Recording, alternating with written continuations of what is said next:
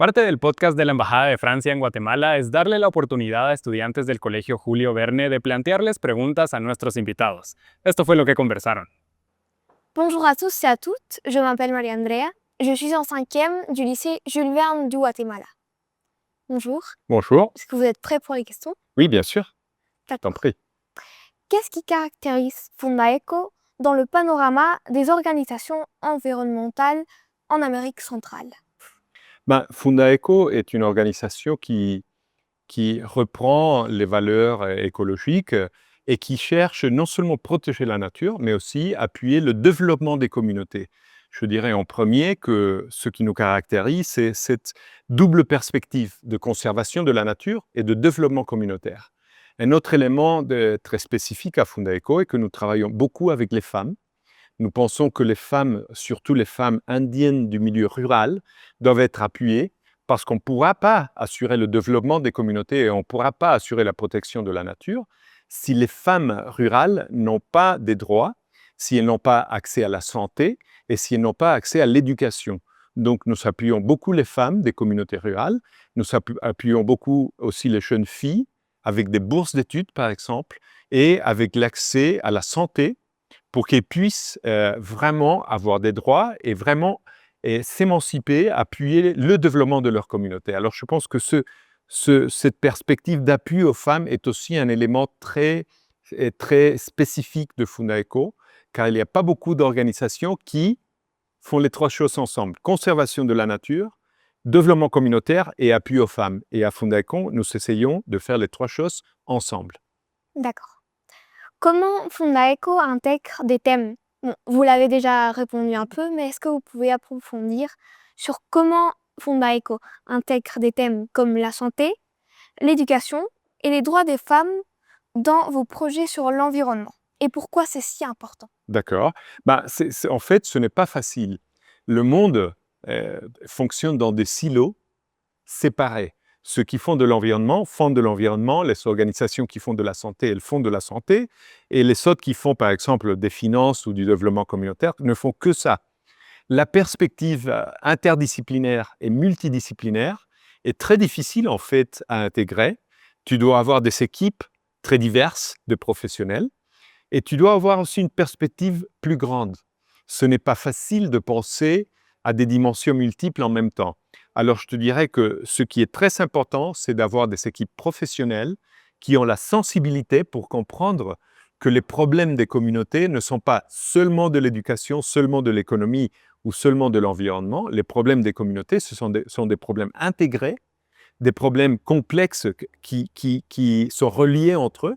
Et donc, la solution à ces mêmes problèmes doit être aussi une solution intégrée et qui exige qu'on travaille sur les droits des femmes, sur l'éducation, sur la santé et sur des thèmes d'environnement et sur des thèmes d'économie en simultané pour avoir un impact de changement dans les communautés locales. Alors je dirais en résumé que c'est surtout cette perspective interdisciplinaire et de ne pas travailler en silo, en séparant les thèmes, en séparant les perspectives, sinon en intégrant pour faire un travail qui adresse tous les problèmes des communautés. Totalement. Et maintenant, est-ce que vous pouvez nous partager un exemple significatif d'un projet de conservation qui a transformé positivement la vie d'une communauté? Bien sûr, Fundaeco travaille sur des thèmes de développement communautaire très importants. Par exemple, nous appuyons la légalisation des terres communautaires indiennes. Beaucoup de communautés indiennes n'ont pas un titre de propriété, ce qui fait qu'elles n'ont pas la sûreté sur leurs terres. Donc Fundaeco les appuie dans le processus pour obtenir des titres sur leurs terres. Une fois qu'ils ont obtenu leurs titres, elles peuvent accéder des subventions du gouvernement, des subventions forestières, pour protéger leurs forêts. Et après, une fois qu'elles ont les subventions, on peut aussi les appuyer pour la réforestation et les projets agricoles. Donc, je dirais qu'il y a une communauté en particulier qui s'appelle El Cedro, une communauté qui est à Rio Dulce, à Izabal, qui était une communauté très antagonique, très hostile à la conservation de la nature. Parce qu'ils pensaient qu'on voulait vraiment les évacuer du parc, qu'on ne voulait pas les appuyer. Alors, on les a appuyés avec leur légalisation de la terre, on les a appuyés avec les subventions forestières, on les a appuyés avec la santé, et là, on est en train de les appuyer avec des projets de conservation de leurs forêts avec des crédits carbone. Et la communauté a reçu donc des titres sur leurs terres, a reçu des fonds des subventions forestières, des fonds des crédits carbone et un appui technique pour une meilleure production et pour la réforestation. Je dirais que c'est un exemple concret d'une communauté qui était très pauvre, très hostile à la conservation de la nature et qui maintenant est qui travaille très prochement avec Fundaeco et qui se bénéficie d'activités de conservation de leur forêt. Merci. Selon vous, quel est le rôle de la jeunesse dans les défis environnementaux actuels et comment pouvez-vous nous accompagner dans notre engagement? Ce sont deux questions très importantes. Je dirais que le défi le plus grand de la jeunesse est le changement culturel. Le changement culturel qui est aussi un changement personnel. Nous, ceux qui avons plus de 50 ans, on a grandi dans un monde où la chasse, où le gaspillage, où le gazon, où les grands moteurs à essence étaient le normal. C'était des choses qu'on valorisait même. Le gaspillage était un symbole de succès économique. Je pense que le plus grand défi pour la jeunesse, c'est le changement culturel et inventer finalement et vivre une culture écologique. Je pense que c'est ça le plus difficile. Et je pense que vous êtes en train de le faire très bien. Hein. Et comment vous appuyez? Je dirais avec notre travail, avec notre exemple, mais je pense aussi que les jeunes doivent être plus exigeants.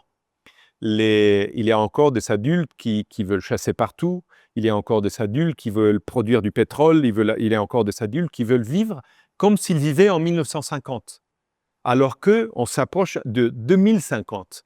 Et je pense que les jeunes doivent être plus exigeants avec les adultes et doivent demander aux adultes d'aller plus vite. Parce que le problème que nous savons, c'est que Fundaeco fait des choses très sympas et très bien, mais on ne va pas suffisamment vite. Et ce qui fait que le changement climatique, la destruction de la nature, va plus vite que les solutions. Alors je pense que les jeunes doivent être plus actifs, plus vocaux, et doivent être plus exigeants avec les adultes parce qu'il faut aller plus vite. Oui. Merci, monsieur. Merci à toi.